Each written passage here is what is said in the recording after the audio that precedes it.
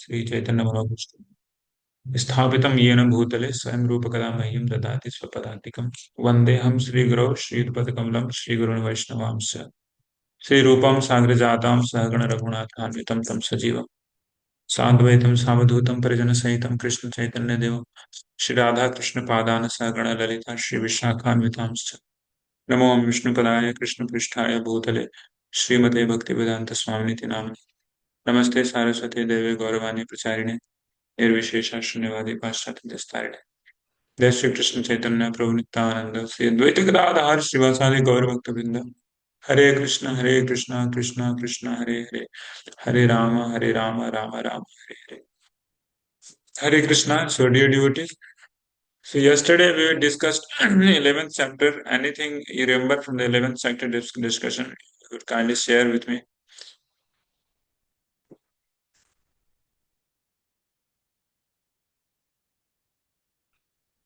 Hare Krishna Prabhu, Dandat Pranam. So from 11th chapter, Arjuna, after seeing the universal form, he was very afraid and fearful. And out of fear, he was paying his obeisances and was glorifying Lord again and again in various ways. So Prabhupada was also pointing out that Arjuna was fearful, that he was friend of Krishna. And in friendship, just we can that impertinence word was used, that we can become more familiar and we can commit so many mistakes, or we can say offenses. So Arjuna was very fearful that in friendship I might have committed so many activities that offended Krishna, because he is Lord.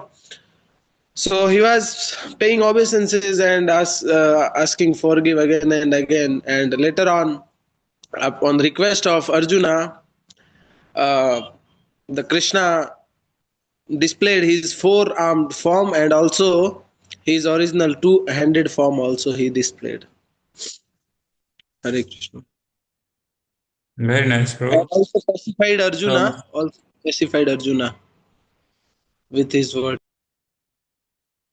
Correct. So you summed up in the last sections in which Lord is being actually told that you are the Lord, and Arjuna's real natural rasa, reciprocation relationship is overcasted by opulence of the Lord. That's what we see here. For the time being, the Sakshi rasa takes the back seat, and the rasa of wonderfulness, that is secondary rasa, takes its front seat for the time being. So long so far, he was seeing this horrible feature of Vishwarup. And then Lord comes back to the 400 form, then the 200 form. And what very, very interesting thing was to see that Lord is telling the form, 200 form is more rare than the Vishwarup also. So 200 form is very, very, very, very difficult to see. That's why he terms the word, what is the word told by the Lord?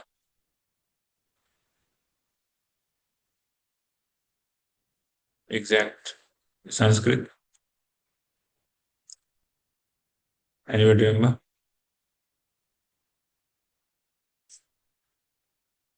Sudurdarsitam. So it tells that this two-handed form is Sudurdarshitam. Yes, it's Su means very much. Durdarshi means very difficult to see. So very, very much difficult to see in this two form and to comprehend this. Of course, Vishwarupa is very, very difficult, but even more difficult and to appreciate the form is 200, the Shyam Sundar form, the Lord. Correct.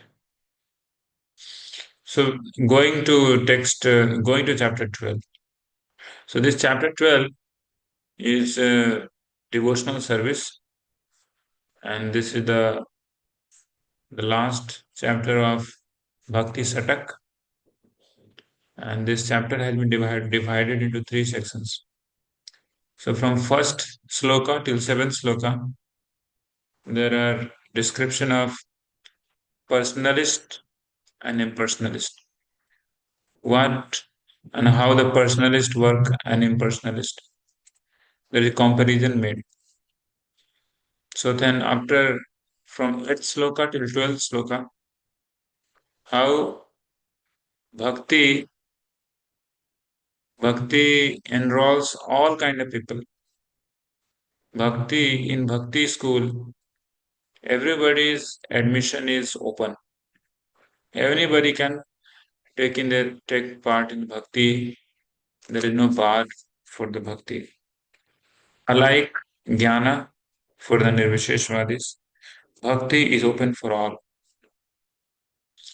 So thereafter, from 13th sloka till 20th sloka, there comes the description of qualities of devotees which endears Krishna. Means, what are the qualities of the devotees? If the devotee they have, then those devotee makes devotees very very dear to Krishna. Right? So Krishna tells those devotees are very dear to me because they have such and such qualities. So there are eight slokas total: 13, 14, 15, 16, 17, 18, 19, 20. So these eight slokas are also called Bhakti Satak. Oh, sorry, Bhakti Ashtakam. Bhakti Ashtakam. Eight slokas for the bhaktas. Means the qualities of bhaktas. What qualities of bhaktas would have? So those qualities should be cultivated for the devotees, so that they could become dear to Krishna. Right? In every sloka, Krishna is telling that these qualities my devotee has, and I like him so much. So Ati me priya, Ati me priya, that devotee is very dear to me, dear to me. So like that he tells in every sloka. So let's begin with the reading of Bhagavad Gita, 12th chapter, and we'll see some some imports from the purport of Srila Prabhupada.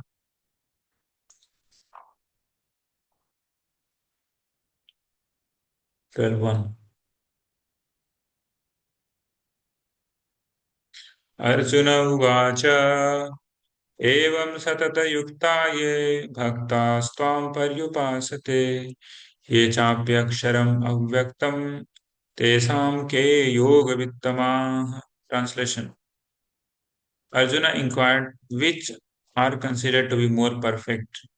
Those who are always properly engaged in your devotional service, or those who worship the impersonal Brahman, the unmanifested? Purport. Achut, Ashwakatma Prabhu, could you read?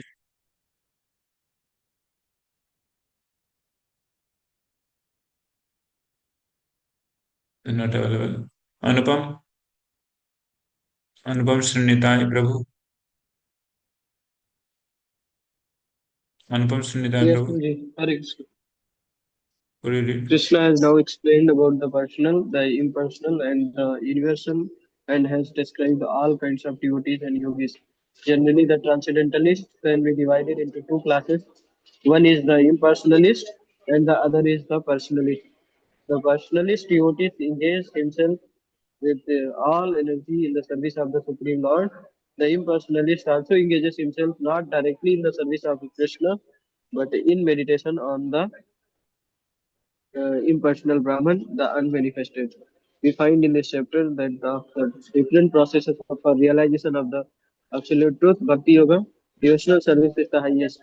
If one at all desires to have the association of the Supreme Personality of Godhead, then he must take to devotional service. Those who worship the Supreme Lord directly by devotional service are called personalists.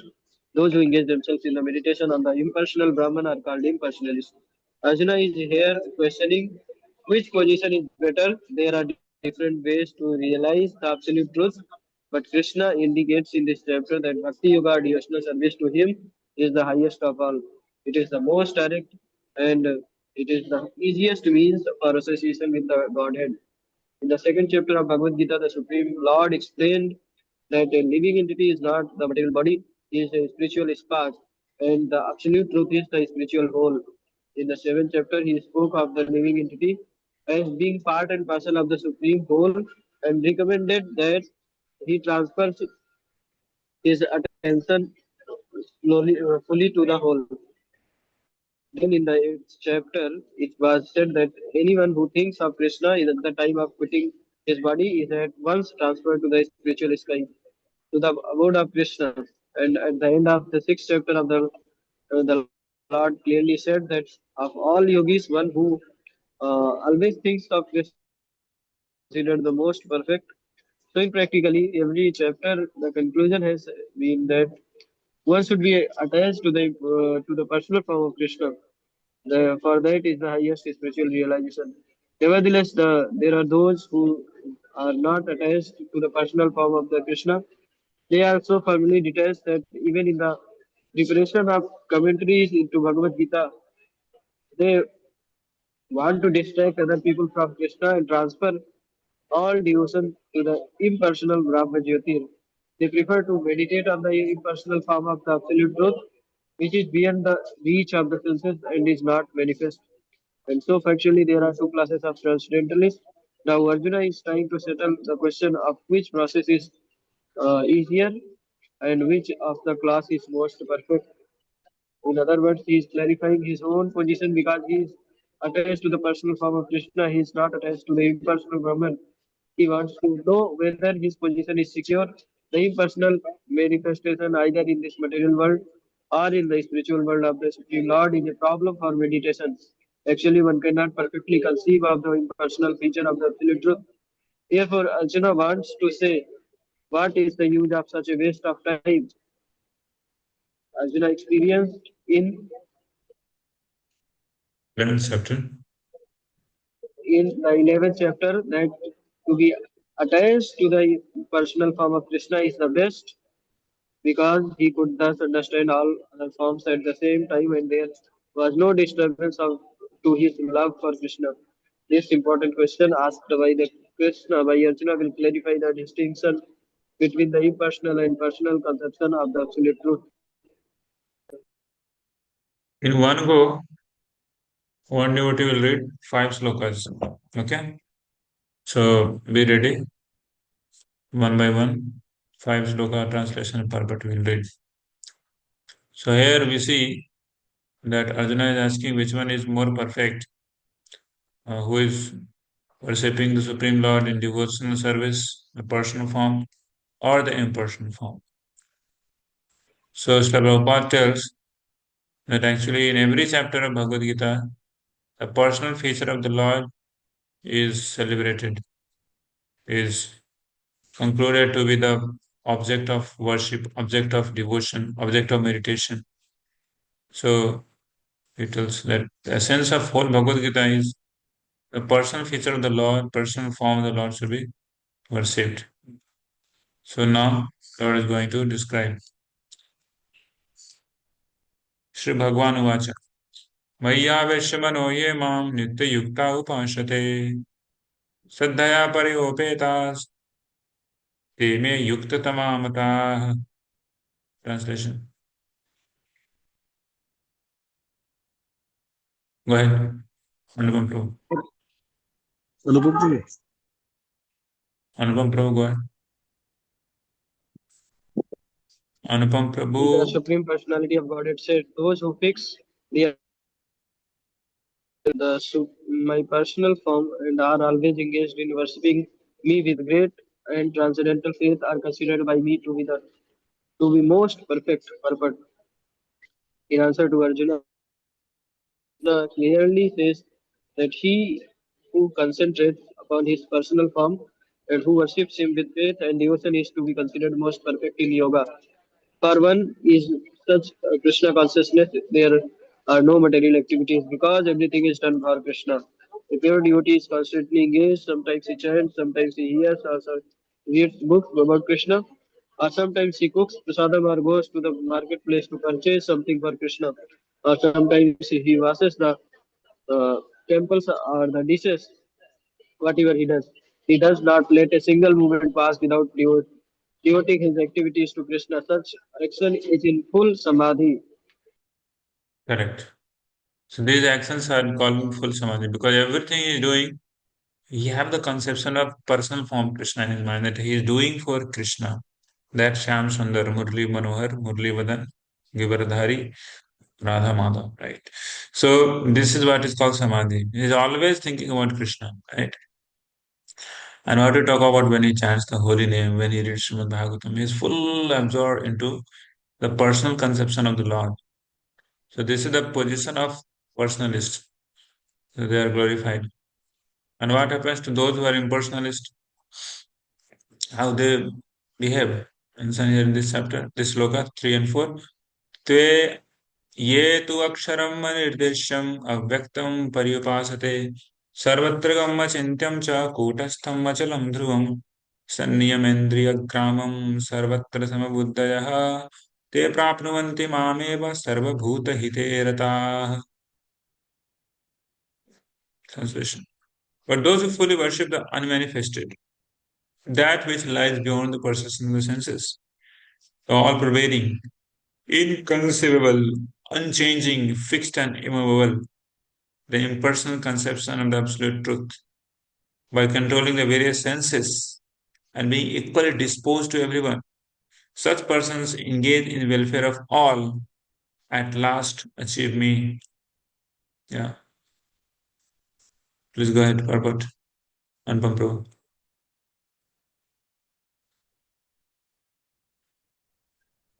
Those, uh, those who do not directly worship the project screen. Not visual. Okay. Uh, those who do not directly worship the Supreme Godhead, Krishna, but who attempts to achieve the same goal by an indirect process also ultimately achieve the same goal, Sri Krishna. After many births, the man of wisdom seeks refuge in me, knowing Vasudeva is the person comes to full knowledge. After many births, he surrenders unto Krishna. If one approaches the Godhead by the method mentioned in this verse, he has to control the senses, render service to everyone, and engage in the welfare of all. This, all being approach realization.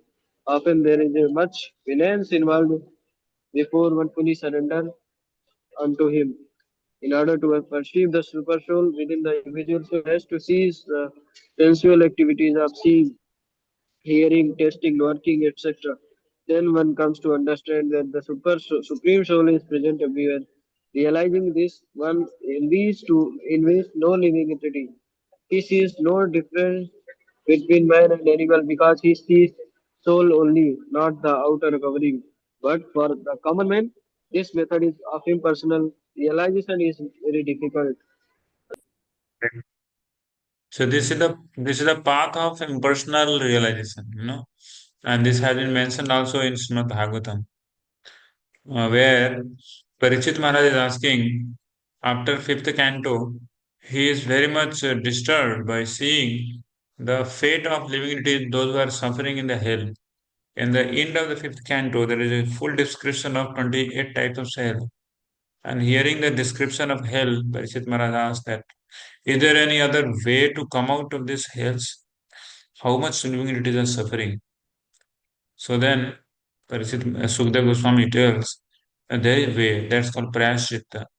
One can counteract all his sinful activities by doing some kind of karma kanda, karmic activities called prayaschitta, and then he don't need to suffer.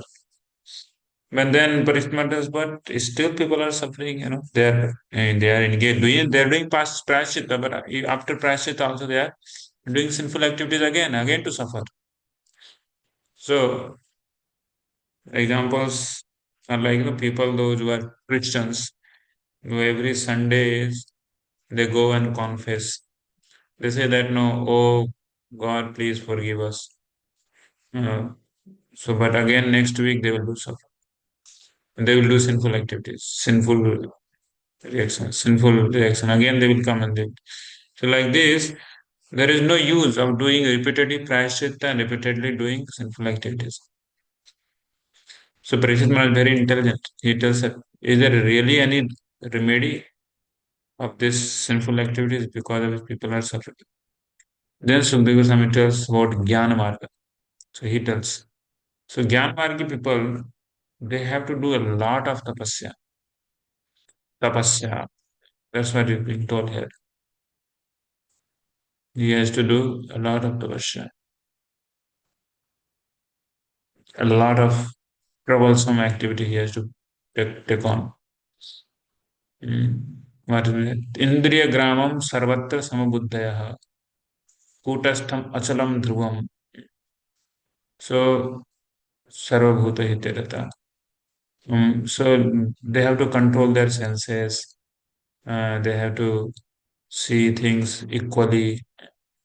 All the senses need to be controlled. Sarvatram Achintam Kutastham. He has to meditate upon so-called impersonal Brahma Jyoti, Tapasya, Brahmacharya, Samena, Damena. So all these things comes the constituent of Gyan Marg, by which one may realize Brahma Jyoti. So, but after many, many lifetimes, they will attend to personal feature. That's why it is told tapasya, brahmacharya, samena, damena. Of course, devotees also they do this tapasya, brahmacharya, but it is not so severe as much severe it is prescribed for the Gyan Margis. Very, very severe they do. So text 12.5.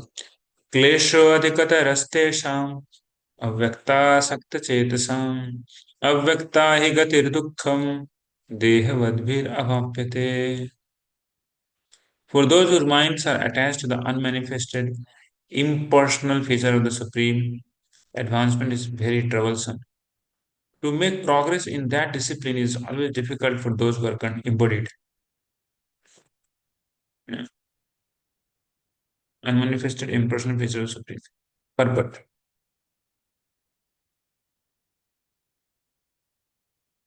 Anupam Prabhu, please read purport. Anupam Sarnitai Prabhu, Yes, Prabhu. please The read the group purport. of transcendentalists who follow the path of inconceivable, unmanifested, impersonal feature of the Supreme Lord are called Jnana Yogis, and persons who are in full Krishna consciousness, engaged in devotional service to the Lord, are called Bhakti Yogis. Now, here the difference between Jnana Yoga and Bhakti Yoga is definitely expressed. The process of Jnana Yoga, although ultimately bringing one to the same goal, is very troublesome. Whereas the path of Bhakti Yoga, the process of being in direct service to the Supreme Personality of Godhead, is easier and is natural for the embodied soul. The individual soul is embodied since time immemorial. It is very difficult for him to simply theoretically understand that he is not the body. Therefore, the Bhakti Yogi accepts the deity of Krishna as worshipable because there is some bodily conception fixed in the mind which can thus be applied. Of course, worship of the Supreme Personality of Godhead in his form within the temple is not idol worship. There is a evidence in the Vedic literature that worship may be saguna or nirguna of the Supreme processing or not possessing attribute. Worship of the deity in the temple is saguna worship, for the Lord is represented by the material qualities. But the form of the Lord, though represented by material qualities such as stone, wood, or oil paint, is not actually material. That is the absolute nature of the Supreme Lord. A crude example may be given there. We may find some mailboxes on the street, and in post hour later in those boxes, they will naturally go to their destination without difficulty. But any old box or an imitation which we may find somewhere, but which is not authorized by the post office, will not do the work. Similarly, God has an authorized representation in the DT form, which is called Archa Vigraha. This Archa Vigraha is an incarnation of the omnipotent of the Supreme Lord.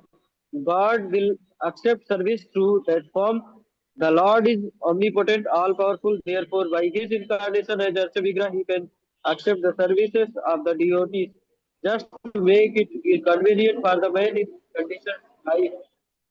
So, for a devotee, there is no difficulty in approaching the Supreme immediately and directly, but for those who are following the impersonal way to spiritual realization, the path is difficult. They have to understand the manifested representation of the Supreme through such Vedic literature as the Upanishads, and they have to learn the language, understand the non-perceptual feelings, and realize all these processes.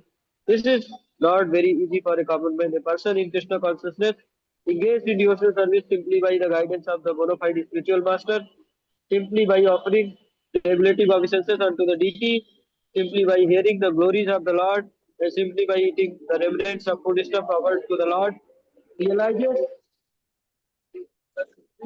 personality of Godhead very easily. There is no doubt that the impersonalists are unnecessarily taking a troublesome path with the risk of not realizing the absolute truth at the ultimate end. But the personalist, without any risk, trouble, or difficulty, approaches the supreme personality directly.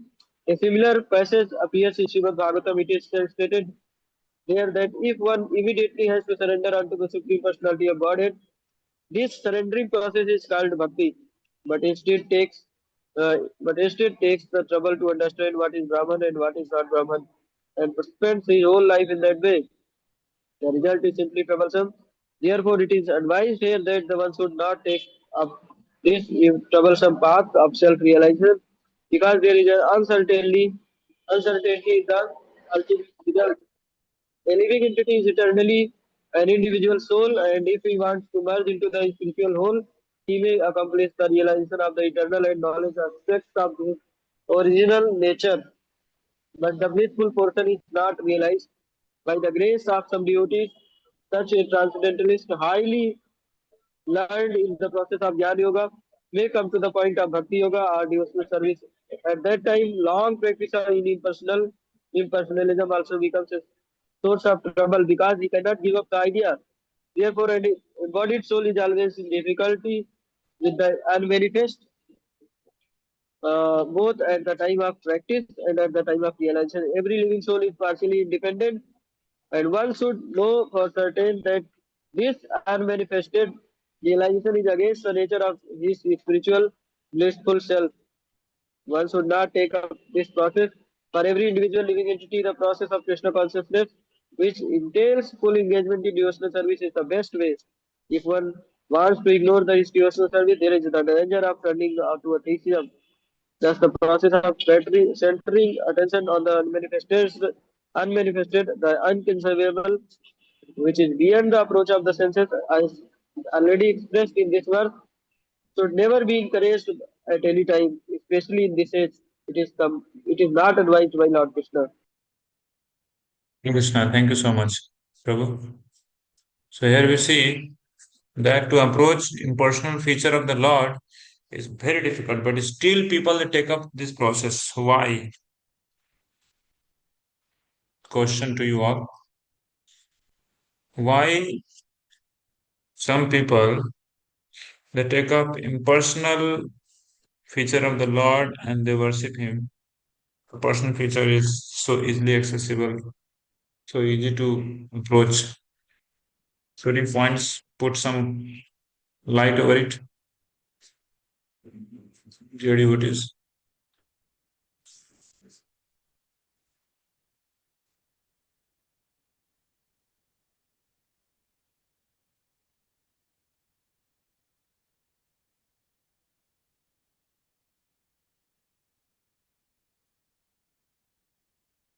Achyutam Sukatma. Because everyone wants varieties, and many people take the path. They think that if someone is following that path, they will not follow. They will do something else. So there are God gives them other options. So Is it clear what Anupam Prabhu told? Somehow I could not get him. I would like to say.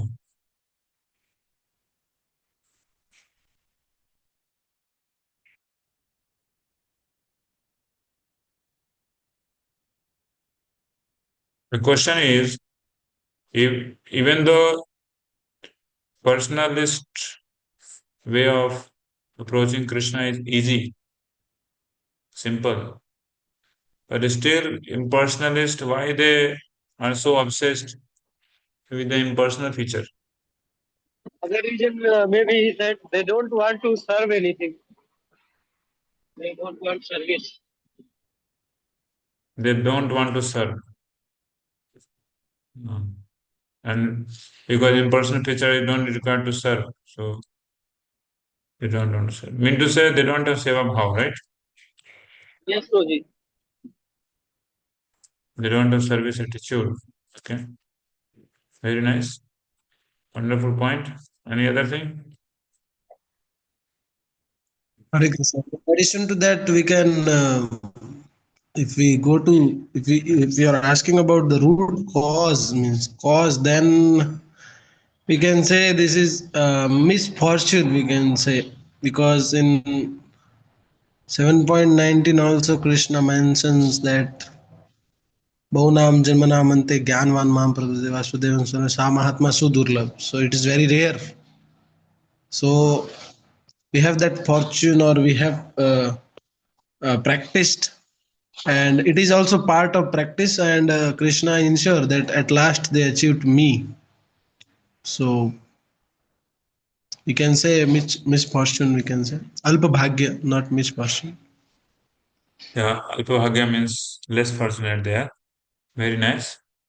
So they are misfortune. I mean, they have less fortune. Very nice. So could you tell what is that fortune which is missing into them, that making them misfortune? Any other devotee like to comment?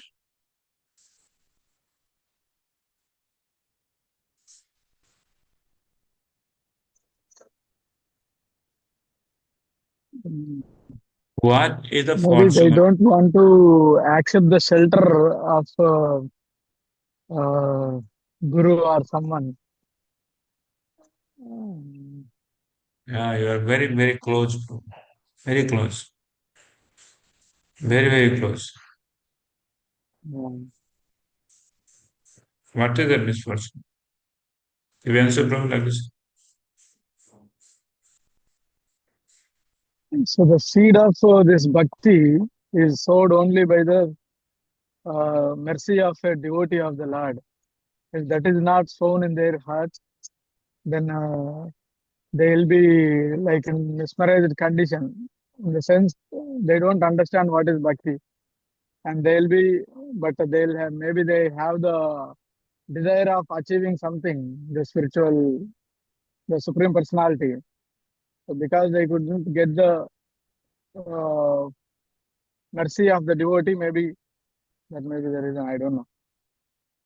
Yes, bro, you know, this is what the fact is. This is the fortune is that impersonalists are missing.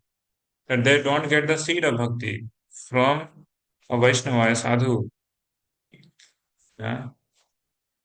So this impersonal feature, this Vishwarup feature, is only practiced by the people so long one has met a sadhu. As soon as he meets a sadhu, and sadhu gives the seed of bhakti, his impersonal feature, and then Vishwarup appreciation, everything just gets away, gets out, gets finished off. And then he starts bhakti right from there. Right. So it is whose fault that people are impersonalists?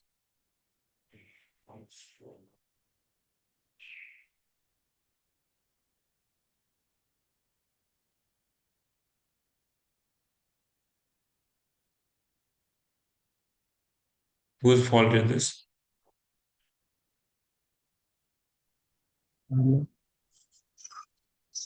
Kamecha, their own Kamicha. fault, like icha. Due to their icha, not kamecha, sorry, due to their icha only, their desires. The desires are the fault. Yeah, desires not faults, but Vishwanath Chakravarti Thakur tells that devotees are at fault. Devotees are not approaching them and giving them Krishna bhakti seed. It's fully upon devotees that they go out and give the seed of bhakti. It's not their fault. What was the fault of Sukadeva Goswami being impersonalist? Was there any fault with Sukadeva Goswami? Just came out from his house. He was fearful of Maya. He came out. I don't want to be with the Maya. But Vyasdev didn't leave him. Vyasdev sent his disciples to glorify Krishna so that his ears could hear the wonderful glories of Krishna in Jagat. So it is devotees' fault that they are sitting nicely at your home and they are just munching over popcorns, not going out and preaching to those who are required Krishna Bhakti seed. Otherwise, everybody is potential devotee, personalist. Okay, so text 6, 7. So the first section will get over, text 6, 7. Here, Lord is glorifying the personalists. So how they can very easily cross over this material sansara. I personally take them away from material sansara. ये तु सर्वाणि कर्माणि मयि सन्न्यस्य मत्पराः अनन्येनैव योगेन मां ध्यायन्त उपासते तेषामहं समुद्धर्ता मृत्यु संसारसागरात् भवामि न चिरात् Partha मय्यावेशितचेतसाम्. But those who worship me, giving up all their activities unto me, and being devoted to me without deviation, engaged in devotional service, and always meditating upon me, having fixed their minds upon me, O son of Pritha, for them I am the swift deliverer from the ocean of birth and death. Every word is important into this sloka. Those who worship me, then worship me, but they will not do any activity. Yes, they will do activities, but they will give up all their activities unto me. Right? In every moment of their activities, they are depending upon me.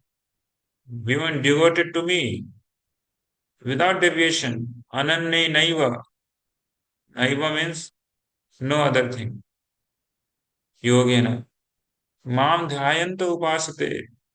They engage in devotional service to me. Dhyayanta means meditating upon me. They don't do things mechanically. When they do devotional service or any activity, they meditate upon Krishna. So, having fixed their minds upon me, Vasana Pritha, for them I am the swift deliverer. So, same thing, meditating and fixing mind, the same thing, but still, Lord is telling it many, many times. Why? This is so very important to think about Krishna. Mam dhyananta upasate maya vesit chetasam. The same thing, right? Maya dhyananta. So, for them, I am a swift deliverer from the ocean of birth and death. Yeah. Those who think about Krishna and they resign all their activities upon Krishna. They do for Krishna's pleasure, Krishna's satisfaction, and Krishna's glorification. For them, Krishna is swift deliverer. Very easy for them to cross over the samsara. Purport. So another devotee can read straight 5 purports one by one. One devotee Yes. will read 5. It is explicitly stated here that the devotees are very fortunate to be delivered very soon from material existence by the Lord. In pure devotional service, one comes to the realization that God is great and that the individual soul is subordinate to Him. His duty is to render service to the Lord, and if he doesn't, then he will render service to Maya. As stated before, the Supreme Lord can be appreciated only by devotional service. Therefore, one should be fully devoted, one should fix his mind fully on Krishna in order to achieve him. One should work only for Krishna. It doesn't matter in what kind of work one engages, but that work should be done only for Krishna. That is the standard of the devotional service. The devotee does not desire any achievement other than pleasing the Supreme Personality of Godhead. His life's mission is to please Krishna, and he can sacrifice everything for Krishna's satisfaction, just as Arjuna did in the battle of Kurukshetra. The process is very simple. One can devote himself in occupation and engage at the same time in chanting Hare Krishna, Krishna Krishna, Hare Hare, Hare Ram, Ram Ram, Hare Hare. Such transcendental chanting attracts the devotee to the personality of Godhead. The Supreme Lord herein promises that without delay he will deliver a pure devotee, thus engaged from the ocean of material existence. Those who are advanced in yoga practice can willfully transfer the soul to whatever planet they like by the yoga process. And others take the opportunity in various ways. But as far as devotee is concerned, it is clearly stated here that the Lord Himself takes him. The devotee does not need to wait to become very experienced in order to transfer himself to the peaceful sky. In the way Varaha Purana, this verse appears. Nayami paramam sthanam arche adigatim vina garuda skandham aropya yatechama anivartaha. The purport of this verse is that a devotee does not need to practice Ashtanga Yoga in order to transfer his soul to the spiritual planets. The responsibility is taken by the Supreme Lord Himself. He clearly states here that He Himself becomes the deliverer. A child is completely cared for by his parents and thus his position is secured. Similarly, a devotee does not need an endeavor to transfer himself by yoga practice to other planets. Rather, the Supreme Lord, by His great mercy, comes at once, riding on His bird carrier Garuda, and at once delivers the devotee from material existence. Although a man who has fallen in the ocean may struggle very hard and may be very expert in swimming, he cannot save himself. But if someone comes and picks him up from the water, then he is easily rescued. Similarly, the Lord picks up the devotee from the material existence. One simply has to practice the easy process of Krishna consciousness and fully engage himself in devotional service. Any intelligent man should always prefer the process of devotional service to all other paths. In the Naraniya, this is confirmed as follows. Yave sadhana sampatiha purusartha chatushtaye tayavina tadapnoti naro narayana asriyaha. The purport of this verse is that one should not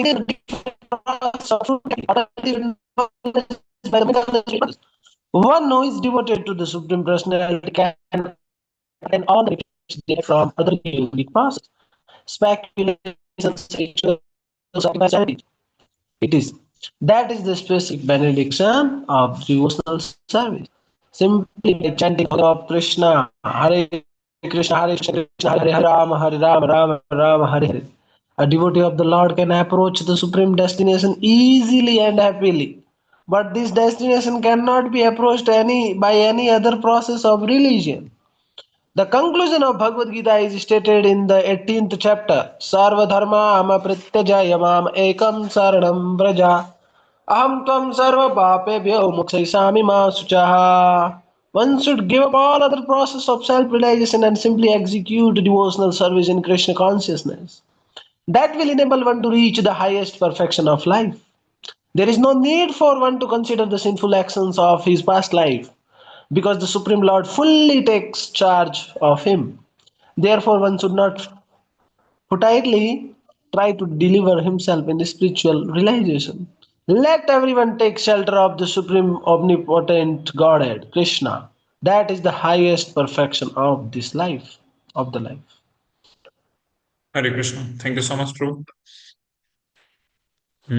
So, two slokas. Again, the pure devotion service is being described from from these slokas 6, 7. This is a pure devotional service. The chapter name is also devotional service. What happens to those who commits themselves into pure devotional service in every situation, thinking about Krishna is what is called, we can say, the life of Krishna conscious activities. Thinking about Krishna. And Srila Prabhupada also has given the name of our society, International Society for Krishna Consciousness. So it is a society in which Krishna Bhavana, thinking about Krishna, will be cultivated by various processes, by chanting the holy name and then hearing Krishna Katha. All everything, whatever we do throughout the whole day, our goal should be that how much we are able to invest our mind in Krishna's thinking about Krishna. So that becomes more and more lively, right? Any service we do, and the perfection of the service is if we are able to do that service for pleasure of Krishna. So to get for the pleasure of Krishna to be done, at least we need to think about Krishna, isn't it? If a mother or father thinks about does anything for the pleasure of a child. So before going to act for the pleasure of child, he think about the child first, isn't it? Like father goes to the office and while returning home, he sees that, oh, this is a very nice thing. Could be very nice for my house. Then he immediately thinks about the wife. Okay, wife was telling that no, this thing has to be purchased. Then he goes and purchase that thing. Similarly for the Krishna conscious devotees.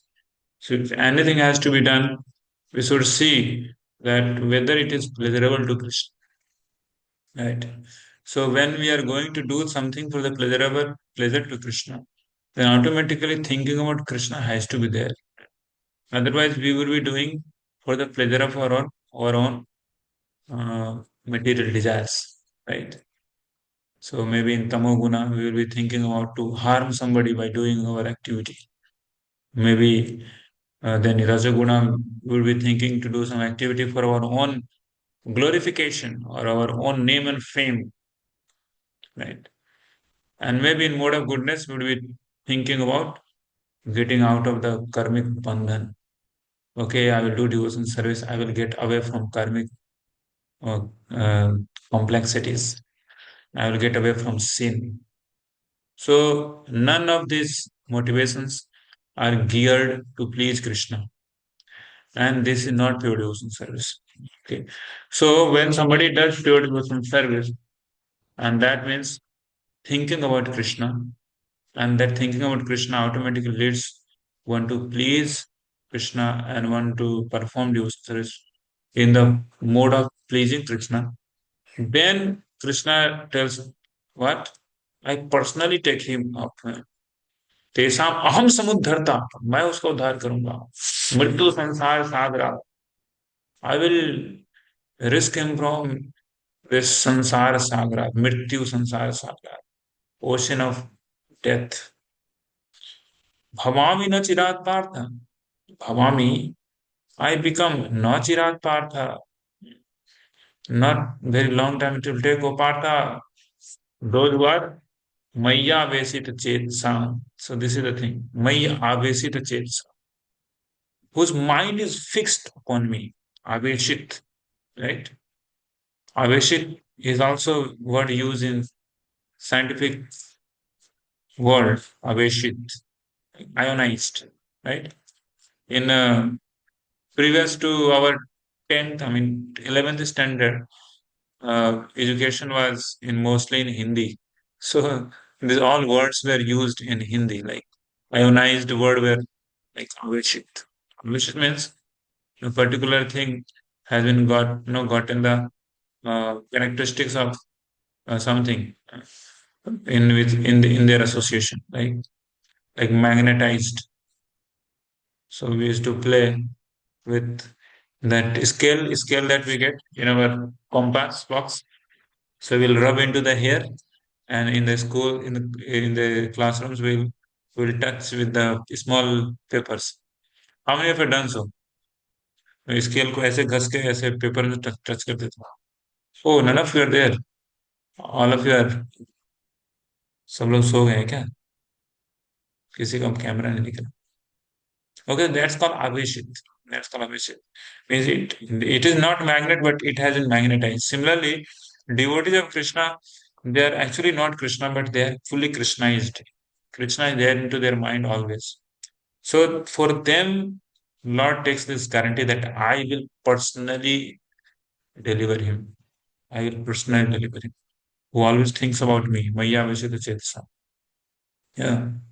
So then in text 8, Lord is telling, forget about delivering him. Actually, he stays with me right now, right? When he's thinking about me, he's staying with me. I'm not far away from him. He's staying with me right here in 12.8, Lord tells. So let's go and read this sloka.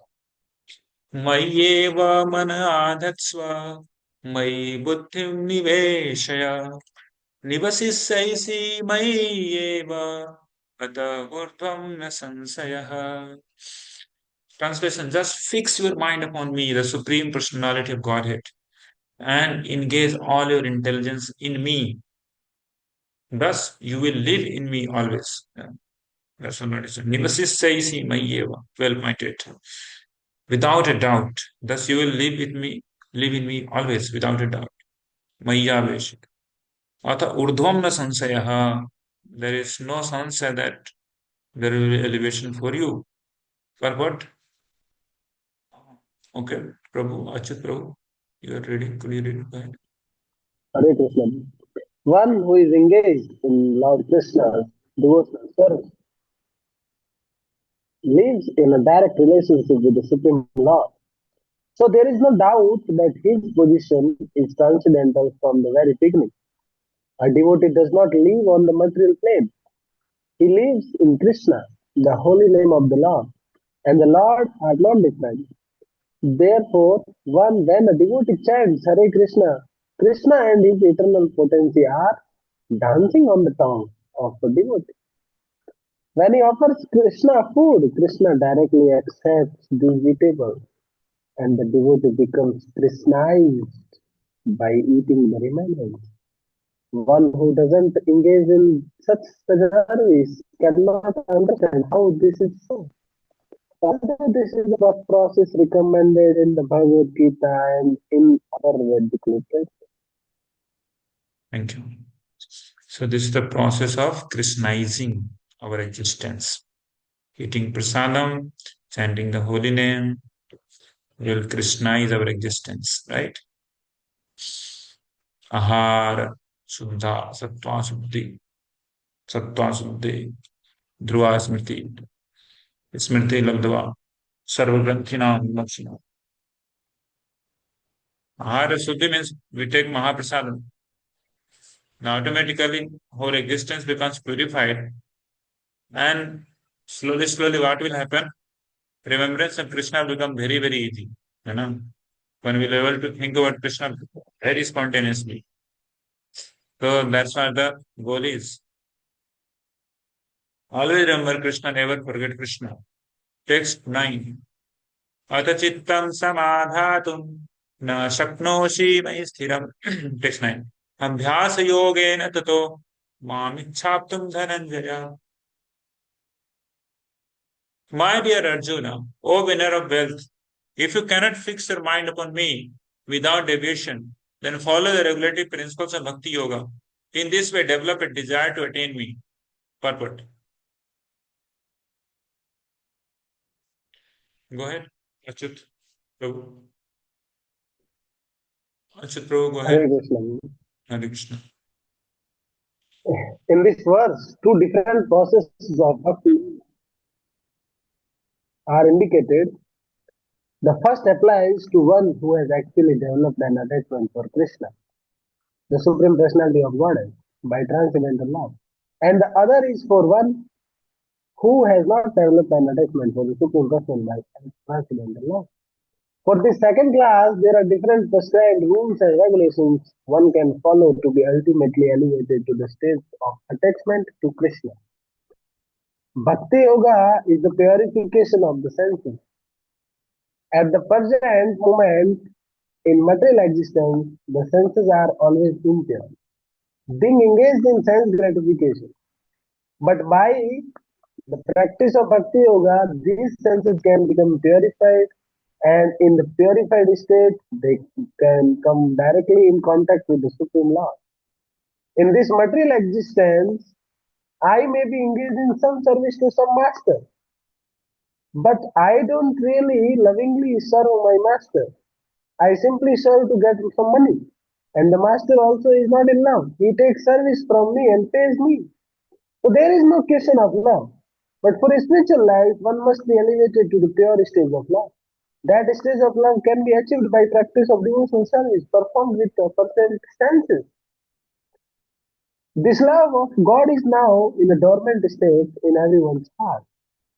And their love of God is manifested in different ways. But it is contaminated by material association. Now the heart has to be purified of the material association. And that dormant nature of love, natural love for God, Krishna, to be revived. That is the whole process. To practice the regulative principles of Bhakti Yoga, one should, under the guidance of an expert spiritual master, follow certain principles. One should rise early in the morning, take bath, enter the temple and offer prayers and chant Hare Krishna. Then collect flowers to offer to the deity, cook foodstuffs to offer to the deity, take prasadam, and so on. There are various rules and regulations which one follows. And one should constantly hear Bhagavad Gita and Srimad Bhagavatam from pure devotees. This practice can help everyone rise to the level of love of God, and then he is sure of his progress into the spiritual kingdom of God. This practice of Bhakti Yoga, under the rules and regulations, with the direction of a spiritual master, will surely bring one to the stage of love of God. Much, Prabhu. So here, from here onwards, we see now Lord is going to say different levels and options for those who are not able to come to the highest level of thinking about Krishna always. So who can think about Krishna? Yes, dear devotees. Who can always think about Krishna? Who can always think about Krishna? Hmm?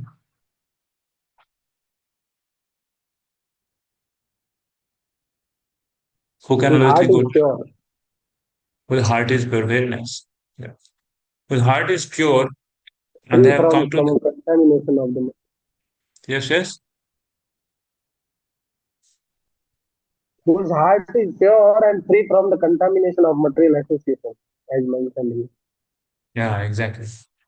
So they can always think about Krishna. Means they have come to the platform of attachment with Krishna, right? If somebody we have got attachment with, we always think about him or her, isn't it? If some boy is got attached with some girl, then always he would be thinking about her. Or girl gets attached with the boy.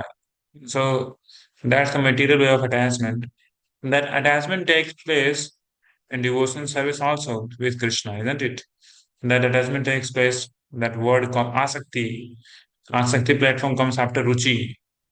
When somebody has got taste in devotional service, then it depends One more. second, this is lagging.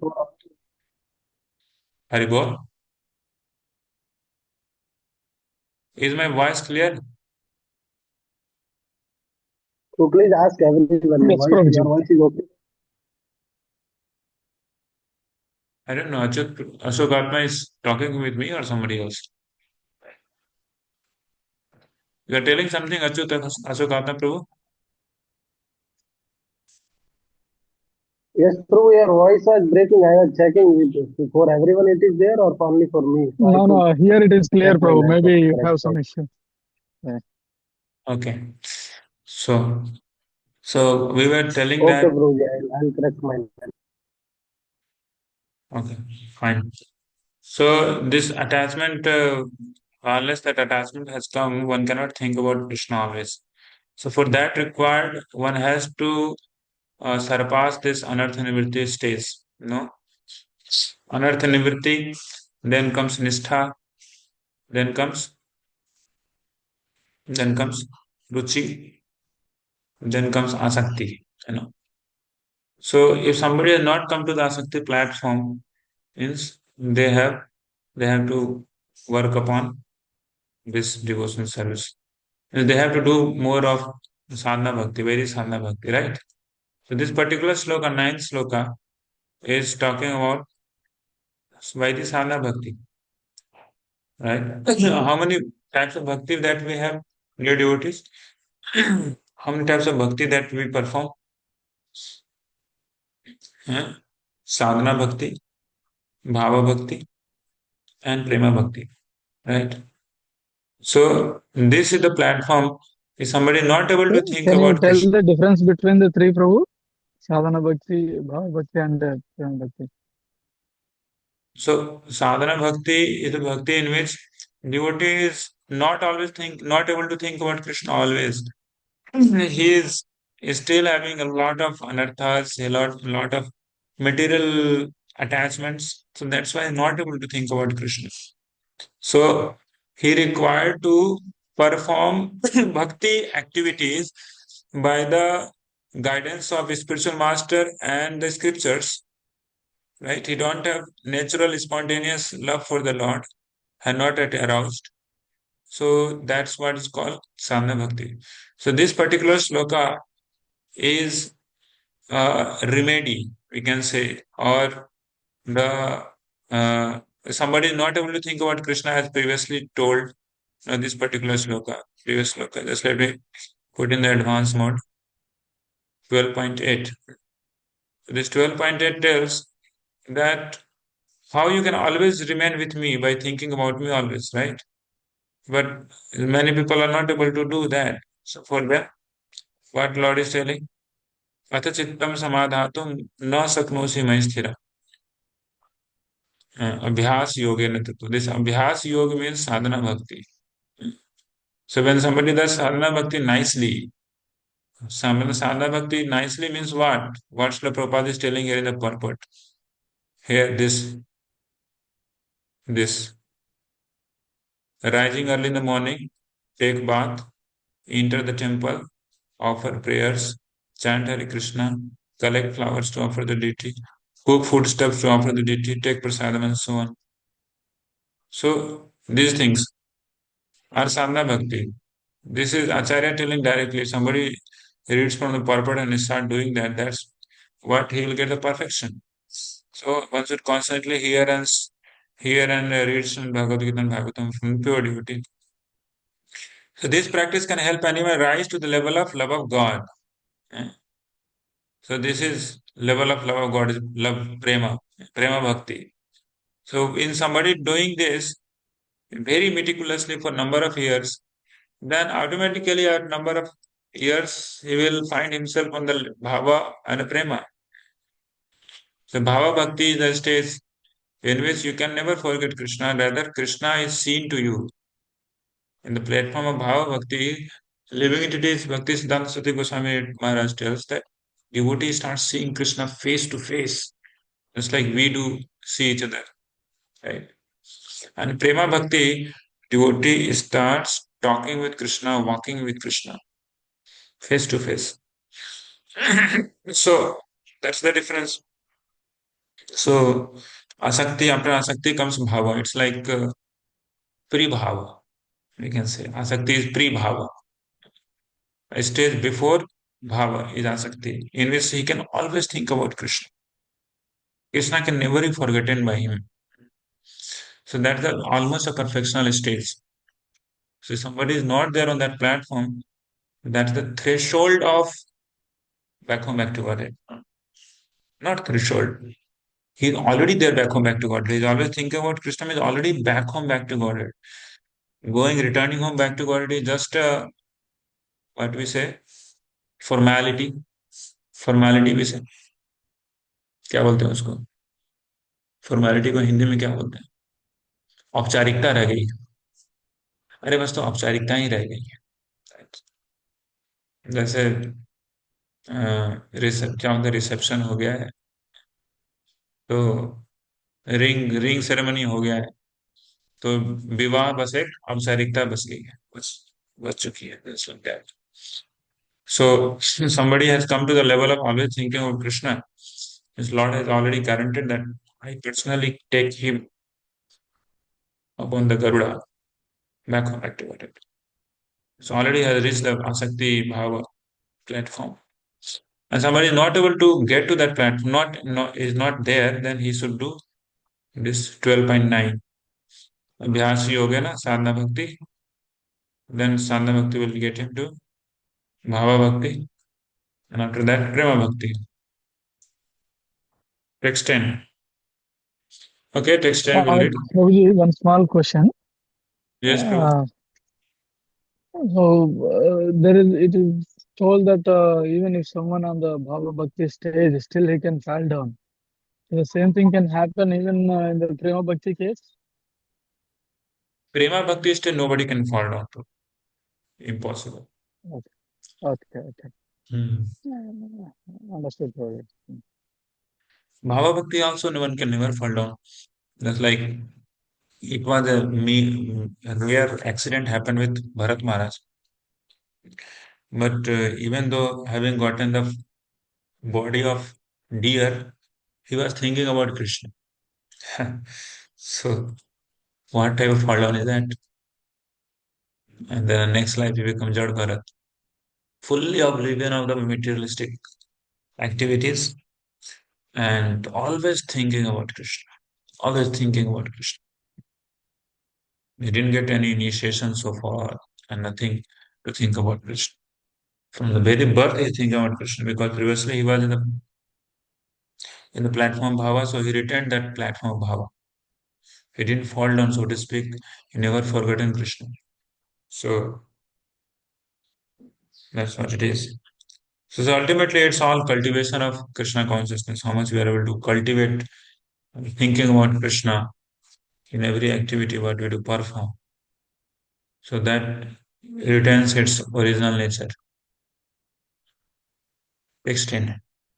अभ्यासेऽपि असमर्थोऽसि मत्कर्म परमो भव मदर्थमपि कर्माणि कुर्वन् सिद्धिम् अवाप्स्यसि. If you cannot practice the regulations of Bhakti Yoga, this is one step lower.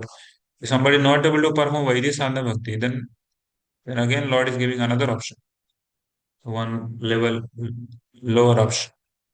You cannot practice the regulations of Bhakti Yoga, then just try to work for me. Because by working for me, you will come to the perfect stage. Working for me.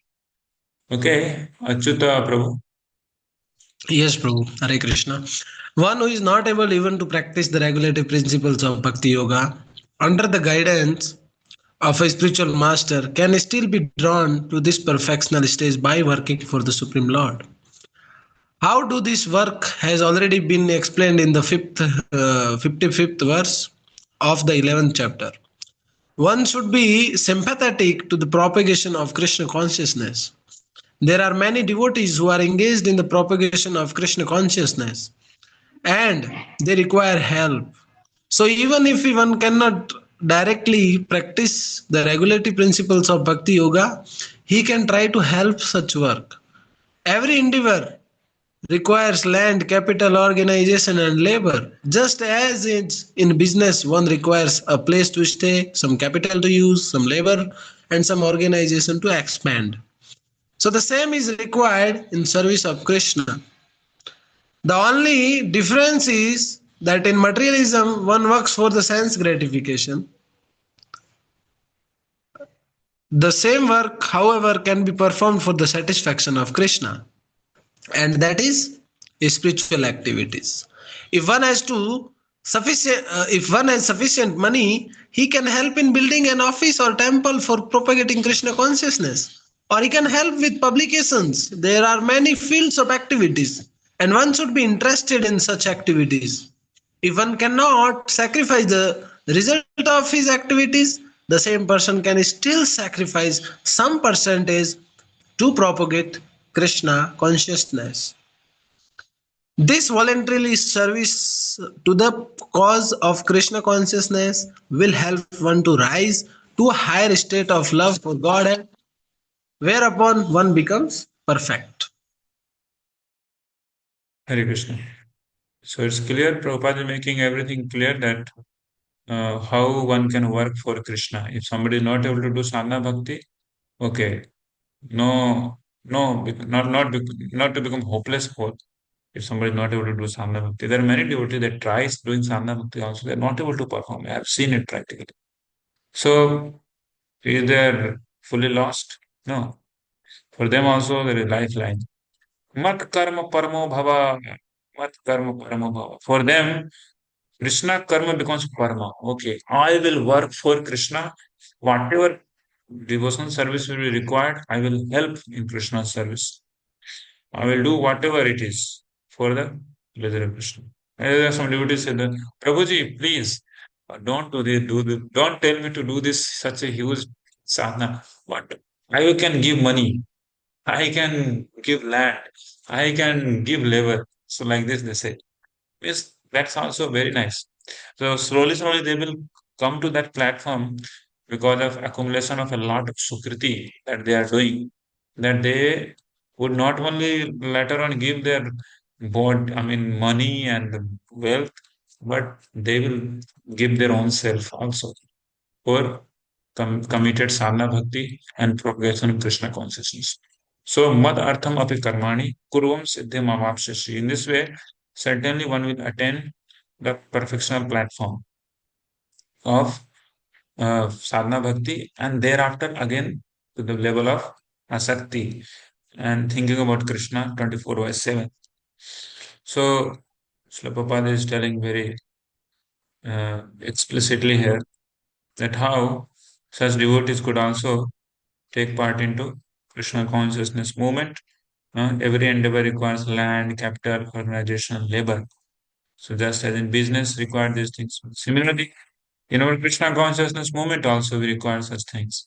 Without a building, how can we hold classes? How can we hold lectures and kirtans? We feed devotees prasadam. As this all requires money. This all requires organization. This all requires a place to do these all things. So if somebody has got money, then they can help such causes. And Srila Prabhupada is telling that if somebody is not fully detached, he cannot give full of his income to this activities, at least he can give some percentage. If one cannot sacrifice the result of his activities, the same person can still sacrifice some percentage to propagate Krishna consciousness. This volunteer service to the cause of Krishna consciousness will help one to rise to a higher state of love for God, whereupon one becomes perfect. And of course, it also depends like how much he is into it, how much he is sacrificing, so to speak. So, more we take the options, uh, there is lower step to attain perfection. It is farther we are from perfection. So, then again, Lord is giving another step. If somebody is not able to even do that, then there is another lower step. Text 11. अथैतद् अपि असक्तोऽसि कर्तुं मद्योगमाश्रितः सर्वकर्मफलत्यागं ततः कुरु यतात्मवान्. Translation. Another devotee can read. Who can read? Five slokas to be read. Who in here? Hare Krishna. If, however, you are unable to work in this consciousness of me, then try to act giving up all results of your work and try to be self-situated. Purport. It may be that one is unable even to sympathize with the activities of Krishna consciousness because of social, familial, or religious considerations or because of some other impediments. If one attaches himself directly to the activities of Krishna consciousness, there may be objections from family members or so many other difficulties. For one who has such a problem, it is advised that he sacrifice the accumulated result of his activities to some good cause. Such procedures are described in the Vedic rules. There are many descriptions of sacrifices and special functions for the full moon day, and there is a special work in which the result of one's previous actions may be applied. Thus, one may gradually become elevated to the state of knowledge. It is also found that when one who is not even interested in the activities of Krishna consciousness gives charity to some hospital or some other social institutions, he gives up the hard earned result of his activities. That is also recommended here because by the practice of giving up the fruits of one's activities, one is sure to purify his mind gradually, and in that purified stage of mind, and one becomes able to understand Krishna consciousness. Of course, Krishna consciousness is not dependent on Krishna because Krishna consciousness itself can purify one's mind. But if there are impediments to accepting Krishna consciousness, one may try to give up the result of his actions in that respect. Social service, community service, national service, sacrifice for one's country, etc., may be accepted so that someday one may come to the stage of your devotional service to the Supreme Lord. In Bhagavad Gita 1846, we find it is stated, Yah pravittir bhutana, if one decides to sacrifice for the supreme cause, even if he does not know that the supreme cause is Krishna, he will come gradually to understand that Krishna is the supreme cause by the sacrificial method. Hare Krishna.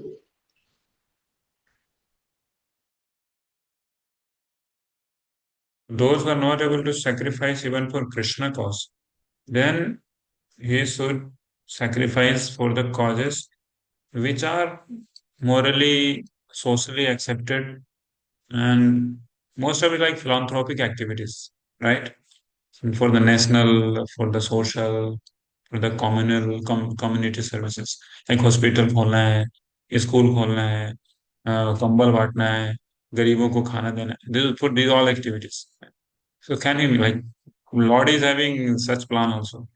So, but of course, if somebody goes for those things, is far further away from Krishna consciousness, right?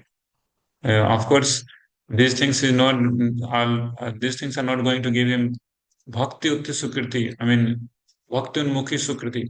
So there are different types of sukritis. Bhakti unmukhi sukriti. By doing those sukriti, one gets bhakti. Then there is something called bhogonmukhi sukriti. If somebody does sukriti, investing money, hard-earned money, applying into social services, having nothing to do with Krishna. So that will increase their more of their what is called bhog, means material enjoyment. And then there is something called mukti, moksha unmukhi sukriti. So that will get them to mukti. So these things could be mukti unmukhi sukriti or bhogonmukhi sukriti, but it's not bhakti. So one goes even farther away from Krishna. Of course, by this cultivation, slowly purification will take place now. One becomes Sukritiva. And most often, such people, they happen to become little favorable toward devotees also, right?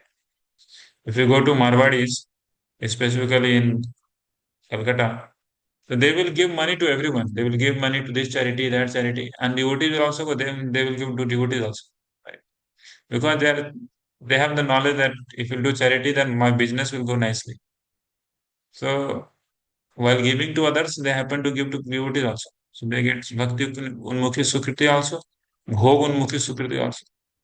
So slowly, in a number of lives, they will find themselves into that position, so where they can accept Krishna consciousness only, and then they can straight proceeds ahead toward love of God.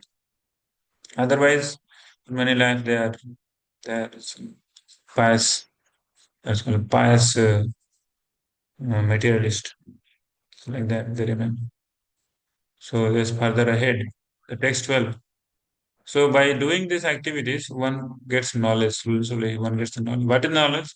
This material enjoyment is useless. And this material world is source of miseries.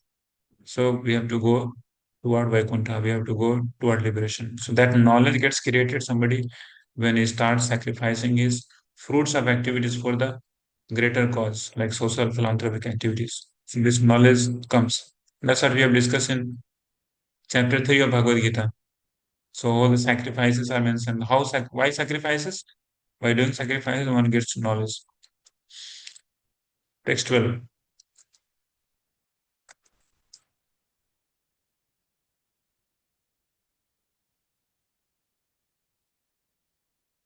So here, Lord is summing that up, whole the different options that Lord has given in previous slokas.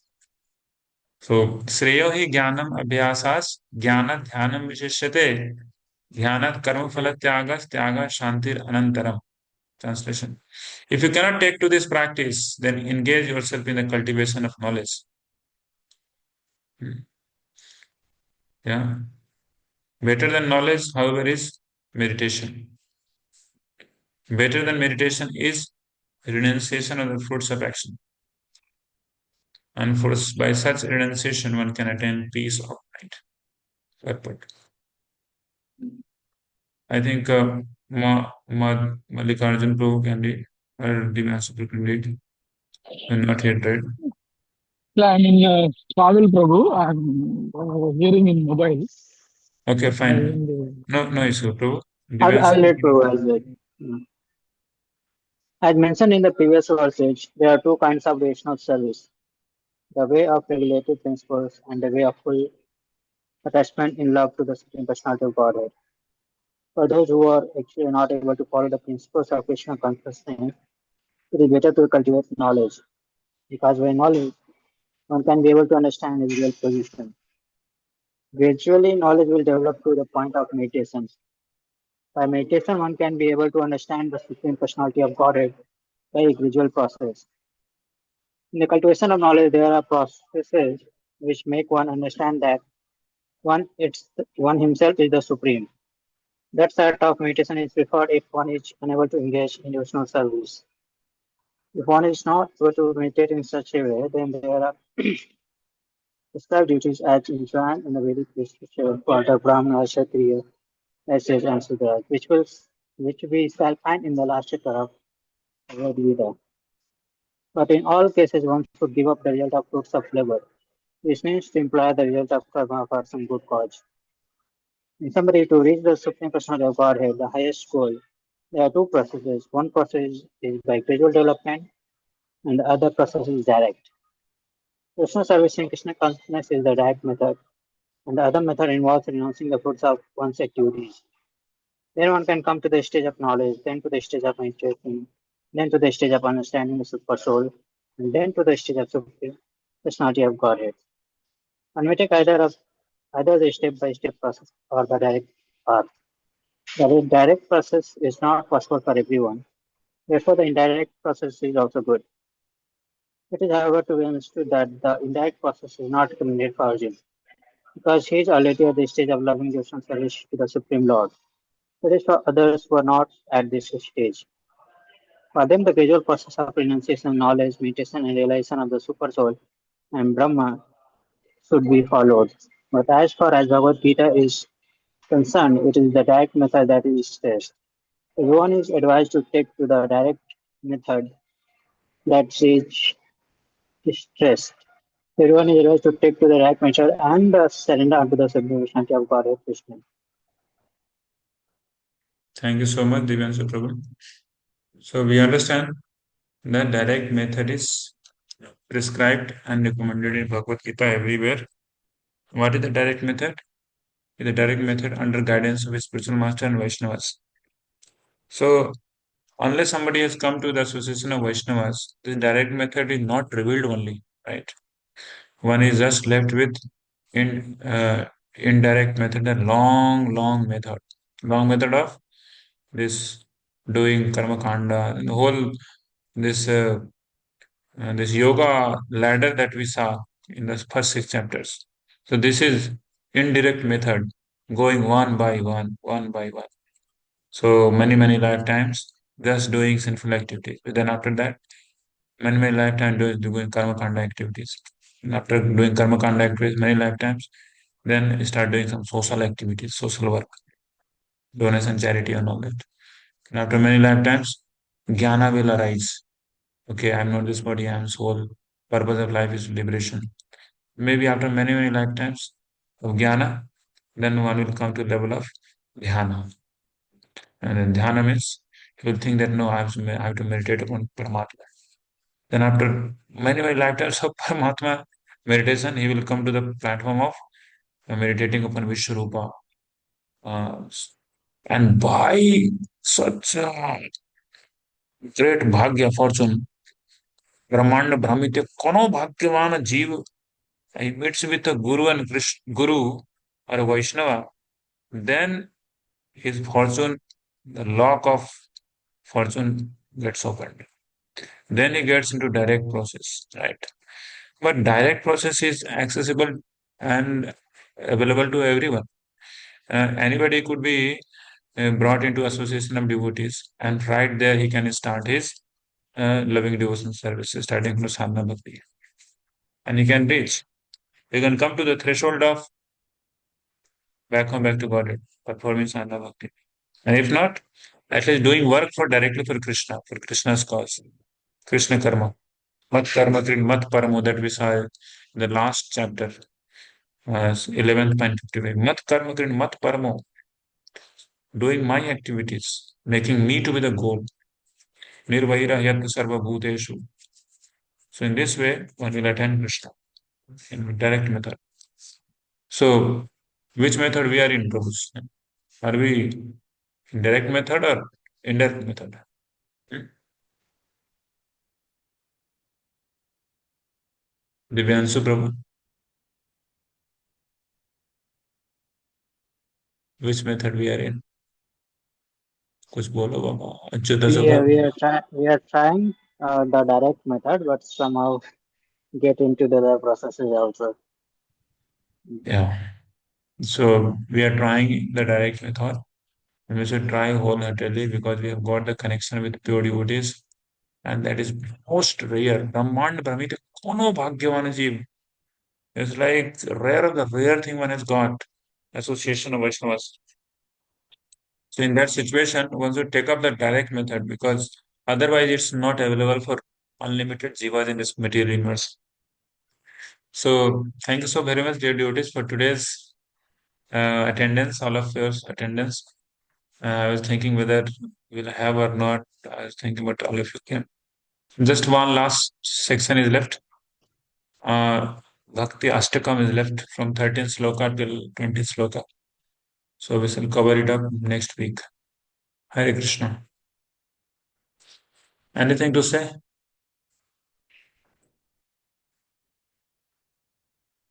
Hare Krishna, Guru. I want to ask one thing. Like the processes of Lord mentioned that when impersonalist practice, he also comes at later stage. He achieved the personalist stage also, and by you mentioned Guru's Krishna Kripa, one attend the direct method also.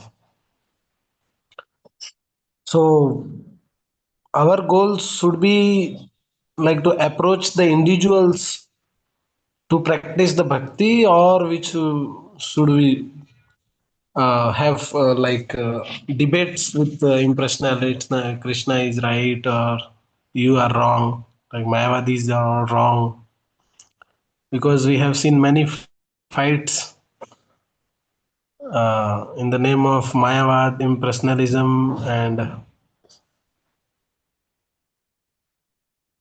Steve, you are over, bro? Are you over, Prabhu? Good question. yes, See, our process is to go and convince those who are innocent non-devotees to take up Krishna consciousness. And of course, while they are taking up, because they are innocent, there would be some kind of doubts that whether I am okay with this path or not. But for that, meanwhile, devotees also keep giving some clarification upon Mayavad and impersonalism. That's their business. That's the business of our life. That this is also our duty. As much our duty is to preach Krishna consciousness, that much only our also duty is to bang Mayavad and to kick Mayavad. If somebody thinks that I will not kick Mayavad and I will just propagate Krishna consciousness, the Mayavad will infiltrate into that person and also with the society. So this is our Sampradaya's trait, Sampradaya's DNA that we preach. At the same time, as much it's required, we also pound upon Mayavad theory, the impersonalism, because this impersonalism is the greatest threat for uh, a devotee, progressive devotee, because somehow if he gets some influenced by this Mayavad and impersonalism, then whole devotional career is lost. Bhagavad Dham, Bhagavad Prema will be fully poisoned and truncated and shrunken. So it will shrink because of the influence of this. So we do both things. So going ahead and side by side, doing some clarifications also. So our sampradaya does both things. We just don't become just devotional, emotional fanatics. Oh, everything is bhava, emotion, emotion. But we also take care of if any philosophical deviation happens or not. That's also our business equally. Okay, Prabhu. Okay, Prabhu, Hare Krishna. Okay, Prabhu. So thank you so much. Jai Shri Prabhupada, Shri Prabhupada ki jai. God Pranam. Hare Krishna.